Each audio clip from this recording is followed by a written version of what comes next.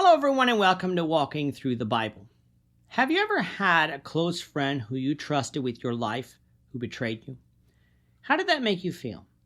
Did it make you feel angry? Did it make you feel hurt? Did it make you want that person to have something bad happen to them? These are all natural feelings, although that last one we need to be careful with. In Psalm 55, which we will cover in 2 lessons, David is going to be betrayed by a close friend of his, and he goes through those same emotions when praying to God. Let's see how he handles it. So if you have a Bible with you, you can turn to the book of Psalms, to Psalm 55. We're going to be reading from verses 1 to 15. If you don't have a Bible, don't worry, just follow along with us on the screen. The version that we'll be reading from is the New King James Version. So, Psalm 55, beginning at verse 1.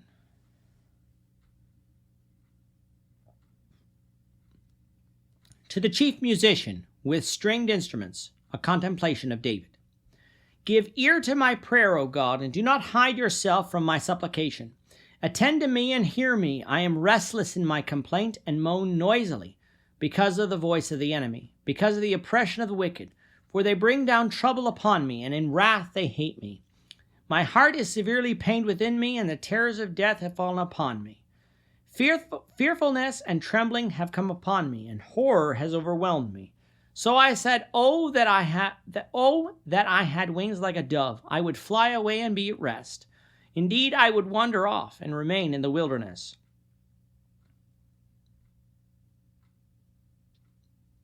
I would hasten my escape from the windy storm and tempest.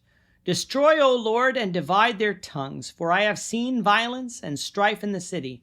Day and night they go around it on its walls. Iniquity and trouble are also in the midst of it. Destruction is in its midst. Oppression and deceit do not depart from its streets. For it is not an enemy who reproaches me. Then I could bear it. Nor is it one who hates me, who has exalted himself against me. Then I could hide from him. But it was you, a man my equal, my companion and my acquaintance. We took sweet counsel together and walked to the house of God in the throng. Let death seize them. Let them go down alive into hell, for wickedness is in their dwellings and among them. This psalm is written to the chief musician, meaning it was meant for temple worship. It was to be sung with stringed instruments, instruments being authorized in the temple worship, but not finding any authorization in the New Testament worship of the church. It is also said to be a contemplation and instruction of David. Now, a Davidic authorship of this psalm is under dispute by some scholars, with some assigning it to Jeremiah, while others to an unknown writer of the 7th century BC. But even with this being said, there is not solid evidence for setting aside the traditional evidence of the title, though uninspired, which ascribes it to David.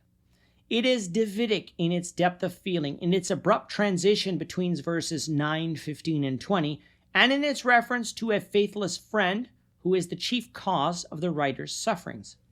If David is the author, the probable date of the psalm is the time of Absalom's rebellion.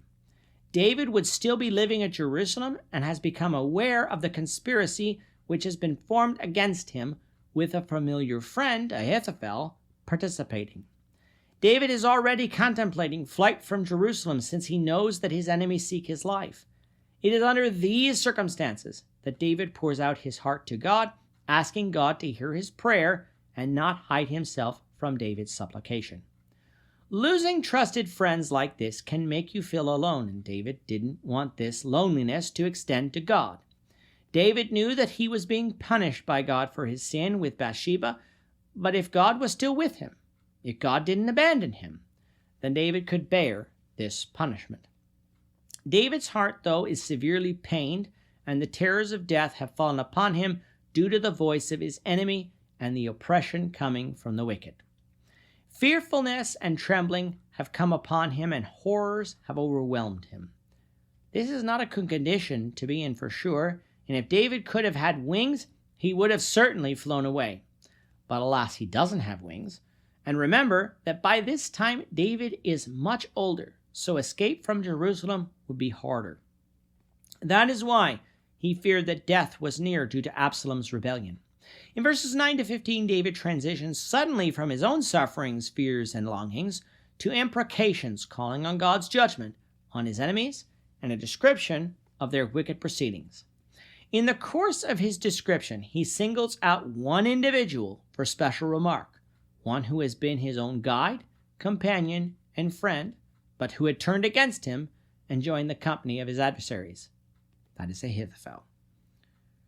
David wants God to destroy the rebels and divide their tongues, confuse their counsels, because he has seen violence and strife in the city. But it was not an enemy that had done these things, for if that was the case, David could have borne it. No, it was a trusted friend, one who was of similar social rank to David. This could only be Ahithophel. Now, yes, Absalom was the ringleader of this rebellion, but it wouldn't have worked so well if he didn't have help on the inside. That help was Ahithophel's, and David cast blame upon him for his predicament. David calls upon God to let death seize Ahithophel and let him go down alive into hell.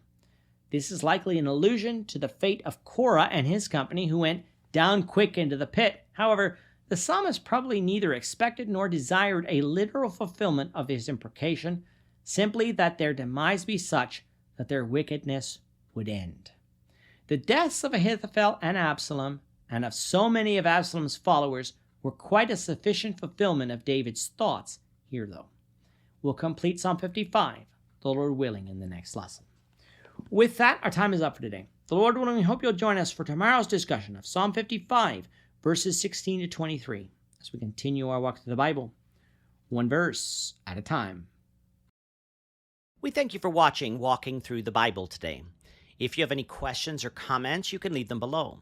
But if you like this video, we ask that you consider subscribing to our channel so you won't miss out on other videos in our series, as well as share this video among your friends so that the saving message of Jesus Christ can go out to the whole world.